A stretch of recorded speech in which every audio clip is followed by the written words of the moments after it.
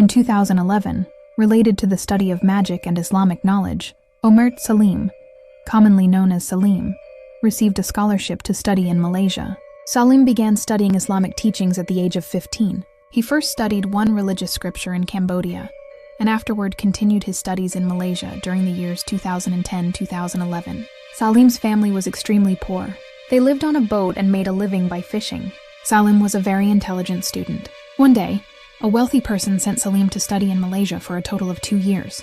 In 2011, Salim returned home to visit his family, but his personality had changed almost 90%. From being a gentle and well-behaved child, he became someone who spoke incoherently, like a person who did not understand what he was saying at all. He spoke in strange, ghost-like languages. His mother began to question him because she noticed that her son had become extremely strange. She asked what had happened, and whether, while studying in Malaysia, anyone had persuaded him to use drugs, sniff glue, or do anything else that caused his behavior to change like that. Salim's first noticeable behavior was that he no longer listened to his parents at all. At night, he did not sleep and stayed awake until dawn. When it was time to eat, he never ate together with the family. He would take one bowl of rice and eat alone, without any soup or side dishes, only plain rice. Sometimes he would go eat inside his room. The religious benefactor who had sent Salim to study also built a house on land for Salim's parents to live in, out of love for Salim. That person also tried to question Salim, but Salim said that he had not been taught or allowed to talk about such matters. When Salim sat alone, he often twisted his neck repeatedly, and whenever a woman walked past him, he would stare intensely without blinking, until she completely disappeared from his sight. His mother kept asking him again and again, but he refused to answer, only saying that he was not allowed to speak. Eventually, his mother was not satisfied and asked his father to question him instead, thinking that Salim might be afraid of her, but would respond to his father. However, this turned out to be wrong. Salim attacked his own father, knocking him to the ground, and shouted that he should never ask about those matters again. His behavior was like that of a violent criminal. Seeing their son like this, his parents were deeply shocked and terrified. They thought that perhaps he had fallen in with bad people, used drugs, or something similar. They then tricked Salim into going into a room, and once he entered, they locked the door from the outside. They did not dare to let their son leave the room. When Salim realized that his mother had locked the door from the outside, he began to violently beat the room and smash the door. After that, he shouted a sentence to his parents saying, "Do you want to be in danger or not?" Then he threatened his mother again, saying that if they did not let him out, he would not allow the family to live in peace. For those brothers and sisters who understand Islamic occult knowledge, they would know how terrifying this kind of magic is, far more dangerous than ghosts or demons. Salim was locked in the room for 2 nights. On the first night, his parents heard Salim reciting religious verses. They became even more distressed, believing that their son had used drugs to the point of madness. On the second night, Salim began chanting and calling upon the jinn. Those who are familiar with Islam would recognize it. He was reciting to summon the jinn, calling them to come up into his house.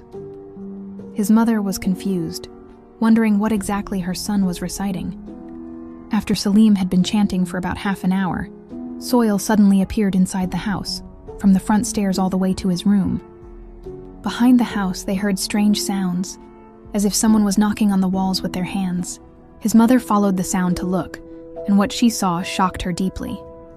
She saw figures wrapped in white cloth, moving in circles, their faces covered. They were repeatedly smashing their heads against the wall of the house. These beings were taller than human beings. It was then that she realized they were the ones her son had summoned.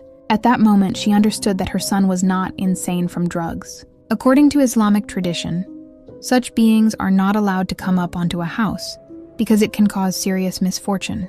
But now, they had already come up.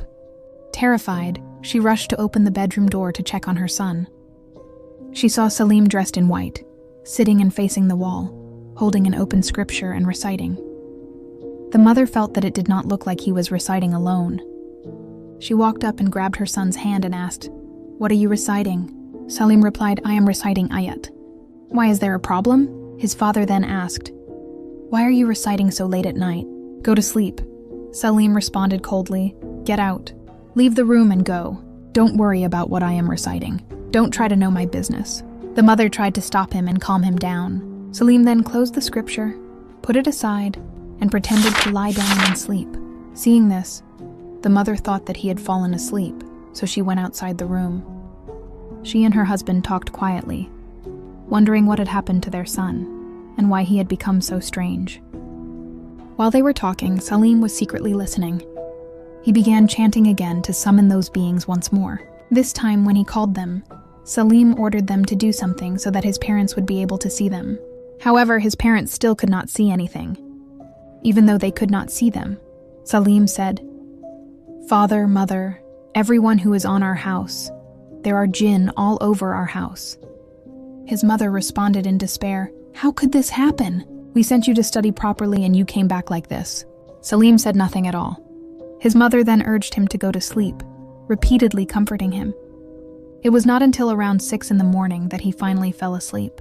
While he was sleeping, his mother went to look for a person who was knowledgeable in such matters, a man named Ongji. Ongji brought consecrated water for Salim to drink. The water had been prepared by burning Pali script papers and dissolving them into the water. The mother waited until Salim woke up.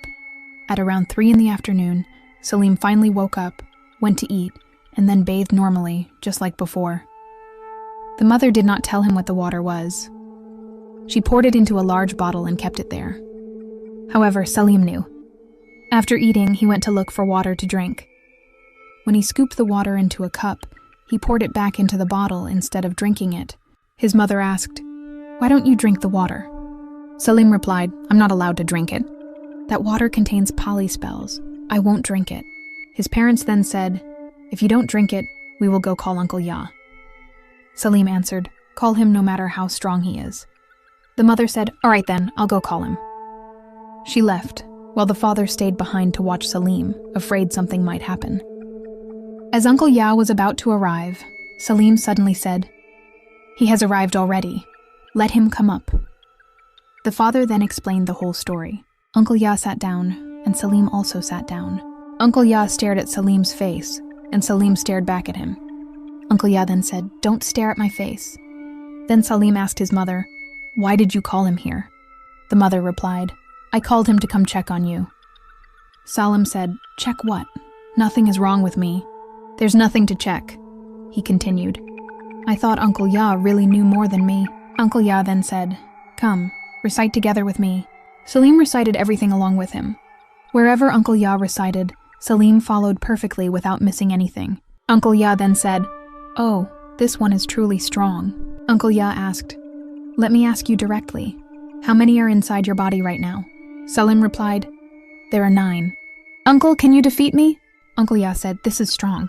With my old strength, I cannot overpower you."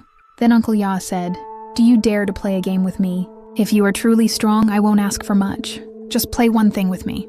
If you can walk through the bamboo tunnel and pass it completely, I will ask you to become my teacher." Salim replied, "All right, that's fine." Uncle Ya then went to cut bamboo, but he was clever. While cutting the bamboo, he was also reciting and writing Pali scripts on paper, then secretly placing them inside the bamboo. Uncle Ya said, "I will walk first. You walk behind me." Salim said, "All right." Salim followed behind him. When they had walked about halfway through, Salim suddenly leapt violently, jumped straight back into the house, and turned around to stare at Uncle Ya. When Uncle Ya reached the house, Salim suddenly seemed to regain awareness, but his expression looked strange. Then he shouted loudly, "Mom, Mom!" His mother ran to him and hugged him tightly. Salim then asked, "Mom, where am I?" His mother replied, "You are at home." Salim then asked how he had returned home.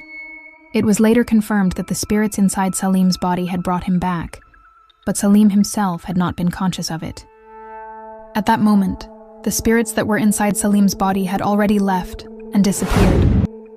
Salim suddenly cried loudly the next day. His father asked him and said, "Do you know yourself right now or not?" Salim answered, "No, Dad, I don't know myself." His father continued, "If that's the case, then it's okay." A moment later, while Salim was crying normally, he suddenly stopped crying. When you looked at his face again, a jinn ghost had possessed him again, but it acted in a way that made people unable to notice. However, Uncle Ya knew that something had come again. Still, Uncle Ya didn't really understand these matters very well and wasn't very skilled, because he was a Khmer who had converted to Islam. Uncle Ya said, "If I keep reciting, I won't be able to defeat this thing." Then he told Salim's father to go find some children.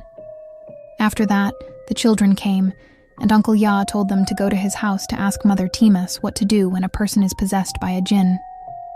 The children ran to tell Mother Timus.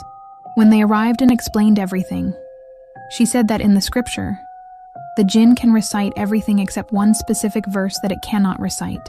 Mother Timus said to tell Uncle Ya to recite Ayat Kursi, clearly in Arabic, and to mix it with water, but not let the jinn know and not let it see the water. Jinn are afraid of water. The children came back and told Uncle Ya exactly what Mother Timus said. After that, Uncle Ya acted normally. He thought, "If I recite and hold up a bowl of water, it will see it. If I use a bag of water, it will also notice." Uncle Ya told the husband and wife to watch Salim closely so he wouldn't escape. Then he went downstairs. Uncle Ya was clever. When he got downstairs, he took the scarf he was wearing around his neck, dipped it into the water, stirred it while reciting Ayat Kursi, then lifted the scarf out, wrung some water out, twisted it into a rope-like shape, and placed it back on his shoulder. Uncle Ya came back upstairs and began reciting. Salim recited along with him. Uncle Ya said, "You recite, I'll recite." While reciting, Uncle Ya slowly tightened his grip on the wet scarf. It's known that when jinn hear these verses, if they start to recite, they will close their eyes. Uncle Ya watched carefully. When Salim closed his eyes, Uncle Ya suddenly pulled the scarf and struck him hard on the head. Salim fell face down onto the wooden floor and screamed. Uncle Ya ran upstairs and shouted, "Bring me water, bring it now!" While reciting, he dipped his hand into the water and rubbed it over Salim's head. Then Salim started smashing his head against the floor repeatedly. After that, Uncle Ya managed to grab the jinn and pulled it out from the spine area toward the neck, though we couldn't see it. He then slammed it onto the floor.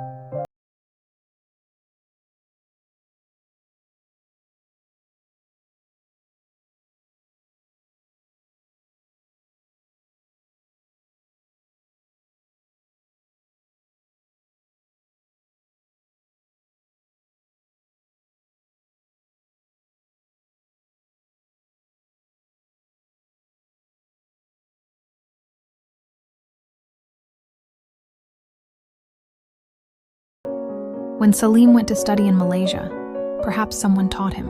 When he couldn't control it anymore, he broke down, and that's how the jinn group possessed him. Islam does not allow learning such things. No one knows who wanted to harm him by teaching him this. Uncle Ya said, "It's okay. I'll deal with this book and drive you insane instead." When Uncle Ya brought the book to his house, he told Mother Timus to examine it. She said it was not Arabic, but jinn spell manuals. Uncle Ya asked if she was sure. She said yes. In Islam, learning from such a book means leaving the religion. Uncle Ya didn't say much. He poured gasoline on the book, used bamboo to pierce it, sat cross-legged, raised his hands while reciting, his hands shaking, and burned it completely. While the book was burning, Salim began sweating heavily, and his body turned red. Uncle Ya said that one book contained no fewer than 100 jinn, which is why Salim became like that. After the book burned completely, they gathered the ashes, placed them on white cloth, folded the cloth 4 layers with the ashes inside, tied it neatly, and Uncle Ya told Mother Timus, "Tomorrow I'm going into the forest." Uncle Ya took the cloth into the forest and tied it to a tree. He said, "You're from Malaysia, right? I brought you back to Cambodia and tied you to this tree. I will be